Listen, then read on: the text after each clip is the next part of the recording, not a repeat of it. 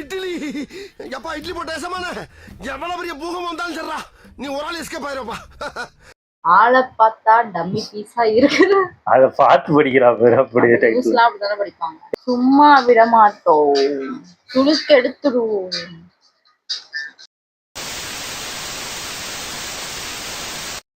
ஆளை பார்த்தா dummy piece, ஆளை பார்த்தா டம்மி பீஸா இரு நீ பேசாத வராது. ஆளை பார்த்தா டம்மி பீஸா இருக்கிற அப்படின்னு கெட்ட பையன் வீடியோல இருந்து பாப்போம். கெட்ட பையன் சார், அதுவும் தப்பு சார். ஐயோ கெட்ட பையன் சார் வீடியோ ஒன்னும் பண்ண முடியாது. வீடியோ சைட்டா பார்த்து மூத்த பத்திரிகையாளரும் புதிய தலைமுறை முதுநிலை ஆசிரியருமான விஜயனிடம் தமிழக காவல்துறையினர் விசாரணை நடத்தினர். இப்போ இதுல விஜயனோட ரோல் என்னன்னு பார்க்கணும். அந்த வேலை என்னன்னா நம்ம எல்லாரும் சேர்ந்து தாவேக அரசை கவிழ்க்க பண்ண போறோம். எஸ், எங்க யாரு எப்போ? தாவேகாவினுடைய அரசாங்கத்தை கவிழ்ப்பதற்காக ஒரு 35 கோடி ரூபாய்க்கான குதிரை பேரம் நடந்துச்சுல, அதுல இந்த திருநாவுக்கரசு போன்ற நபர்களும் அரெஸ்ட் பண்ணி வச்சிருக்காங்கல்ல, அதுல இப்போ விஜயன் அவர்களும் சேர்க்கப்பட்டு விட்டார். இந்த ப்ராஜெக்டுடைய பேர் என்ன தெரியுமா? செந்தில் பாலாஜியும் அவருடைய தம்பி அசோக்குமாரும் இந்த ப்ராஜெக்டுக்கு வச்ச பேரு மெகாலயா ப்ராஜெக்ட். இந்த ஆபரேஷனுடைய பேரு மெகாலயா ப்ராஜெக்ட். அட பேயிலமோ, நீ புரோக்கரா? நீ அந்த மாதிரி புரோக்கரா? நீ புரோக்கர் பயல அடுத்து கிழிச்சுக்குறேன். போடுவார் மாதிரி வச்சுப்பாங்க போல. ஃபோன் பண்ணி என்னதாங்க நடக்குது, யாருங்க இவராங்க, எப்படிங்க? அட பாவி, ஆளை பார்த்தா பாத்துருக்க.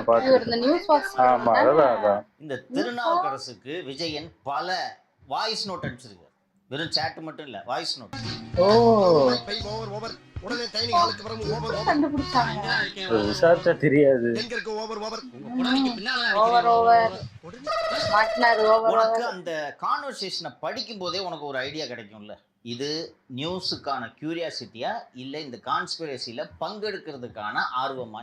எந்த மாதிரி தில்லான வேலையை பார்த்திருக்கிற கில்லியானி. இந்த குதிரை பேர விவகாரத்தில் நமக்கு கிடைத்த பிரத்யேக தகவல் என்று விஜயன் ஏன் புதிய தலைமுறையில் இந்த ஸ்டோரியை பிரேக் பண்ணல? இப்ப அந்த சதியில வந்து இவரும் one of the he is part of that conspiracy. ஓஹோ, எல்லா கற்பாடும் ஒரு இடத்துல இருக்கு. டெய்லி ரெகுலரா விஜயனுக்கும் அந்த திருநாவுக்கரசுக்கும் உரையாடல் இருக்கு. என்ன பேசுவாங்க? அதான் இத பத்தி தான் பேசுவாங்க. மேகாலயா ப்ராஜெக்ட் இன்னைக்கு என்னங்க மேகாலயா ப்ராஜெக்ட்ல என்ன டெவலப்மெண்ட் அப்படின்னா, இன்னைக்கு ஒரு 2 பேரும் ஸ்கெட்ச் போட்டிருக்கோம்.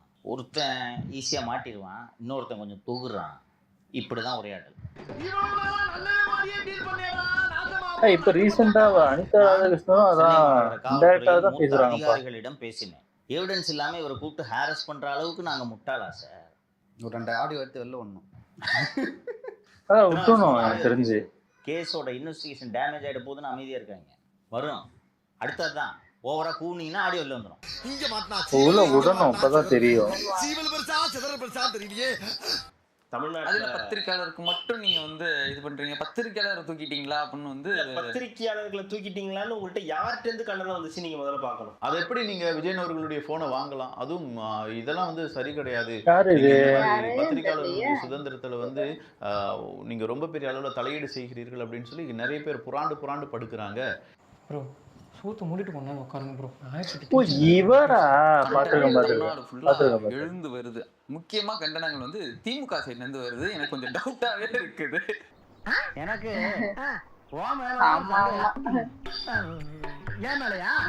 பத்திரிகை சுதந்திரம் பறிபோய் விட்டது. அதுவும் உங்க கனிமொழி பயன்படுத்தி இருக்கிற வார்த்தையை தான் கீழ்மை அரசியல். அப்ப உங்க அண்ணன் என்ன மேன்மை அரசியல் நடத்திருந்தாரா? நான் கேக்குறேன். அது அதோட கீழ்மை. ஆமா, இவங்களெல்லாம் பிடிச்சு போட்டுட்டு இருந்தாங்களே, இதெல்லாம் பேசினாலே போட்டுட்டு இருந்தாங்க. இஷ்டத்துக்கு பேசுறாங்க. என்ன நடக்குதுன்னு ஒன்னும் புரியல. ஏன் இவங்க இப்போ கொந்தளிக்கிறாங்க?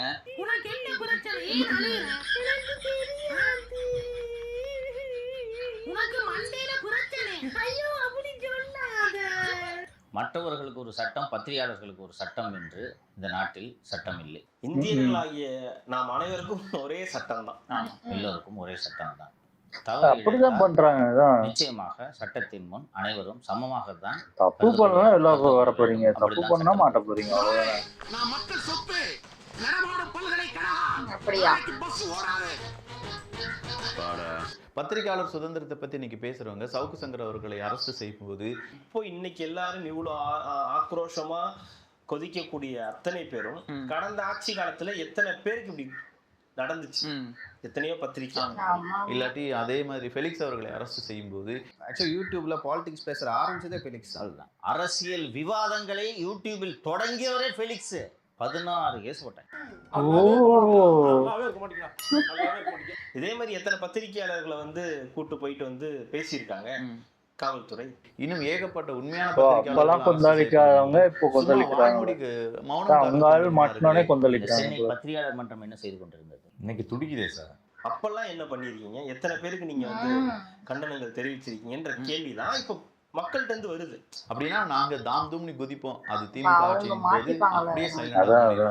எவனாவது வேற ஒருத்தன் வந்தானா தாம் தூம் தாம் தூம் தாம் தூம் டான்ஸ் ஆடிக்கிட்டே இருப்போம். உண்மையிலே எனக்கு அவ்வளவு கோவம் வருது இல்லையா? உங்களுக்கு எல்லாம் வெக்கமாவே இல்லையான்னு கேக்குறேன். உனக்கெல்லாம் வெக்கமே இல்லையாடா? திங்கிற பத்திரிகை சுதந்திரம் நீங்க வந்து பேசுறீங்களே. 18 மாசத்துக்கு முன்னாடி இதே அண்ணா யூனிவர்சிட்டி எஃப்ஐஆர் லீக் வழக்குல 12 ஜேர்னலிஸ்டுக்கு சம்மன்ஸ் அனுப்பி 3 பேருடைய போனை பறிமுதல் பண்ணிச்சு அன்னைக்கு ஆட்சியில இதே திமுக. அன்னைக்கு இவங்க என்ன சொன்னாங்க தெரியுமா? விசாரணைக்கு தேவை அப்படின்னு சொன்னாங்க. இன்னைக்கு பிரஸ் ஃப்ரீடம்னு கத்துறாங்க. சென்னை பத்திரிகையாளர் மன்றத்தை பத்தி பேசுறதுக்கு ஒண்ணு இல்லை. அவங்க மானியம் இல்லாதவங்க அதுல இருக்கவங்க. இந்த மாதிரி ஒரு ஆளுக்கு ரோல் இருக்கு ஒரு வழக்குல, புலன் விசாரணையில ஒரு ஜேர்னலிஸ்டுக்கு ரோல் இருக்குது தெரிய வருது. காவல்துறை அப்ப ஜேர்னலிஸ்ட் அவர் விசாரிக்காத பண்ண விட்டு போயிடணுமா? இந்த அரசின் எம்எல்ஏக்களை விலைக்கு வாங்குறதுக்கு ஒரு 10 பேர் சேர்ந்து சதித்திட்டம் தீட்டினா பிதாவே இந்த பாவிகளை மன்னியும்னு சொல்றது ஏசுநாதரா அரசாங்கம் நடத்திட்டு இருக்காருங்க.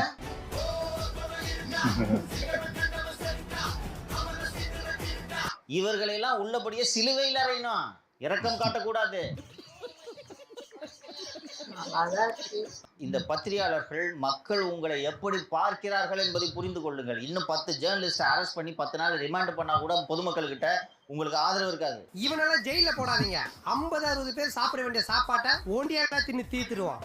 எங்க சைக்கிள் கம்பெனில வேலைக்கு சேர்த்து விடுங்க. கருணை இருக்காது, பரிதாபம் இருக்காது.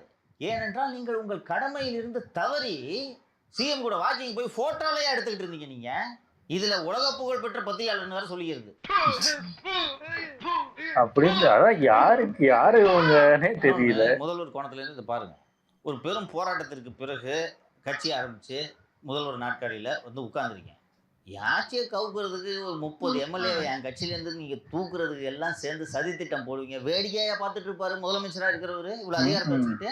என் நெத்திய நல்லா பாருங்க, இதுல கேனப்பைய அப்படின்னு எழுதியிருக்கா இல்ல? அப்ப நான் என்ன இன்னும் அப்படிதான் பேசிட்டு இருக்காங்க. இன்னும் கைது படலம் நீளும் அப்படின்னு சொல்றாங்க. உங்க மனசுக்குள்ள மரண பீதி இருக்கிறது என் கண்ணுக்கு கண்ணாடி மாதிரி அப்படியே தெரியுது.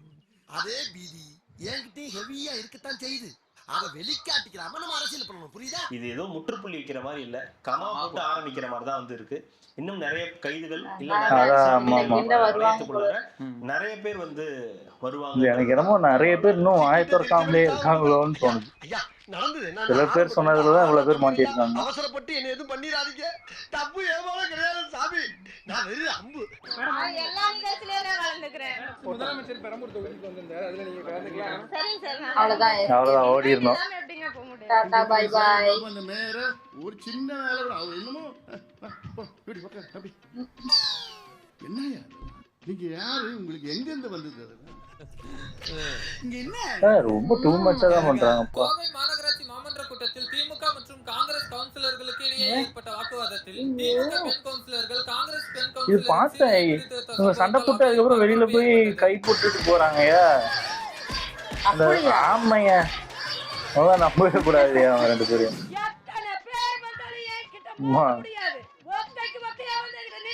நல்லா சண்டை போட்டு அதுக்கப்புறம் ஃப்ரெண்ட் ஆயிட்டோம் இதாயிட்டோம்னு சொல்லணும்.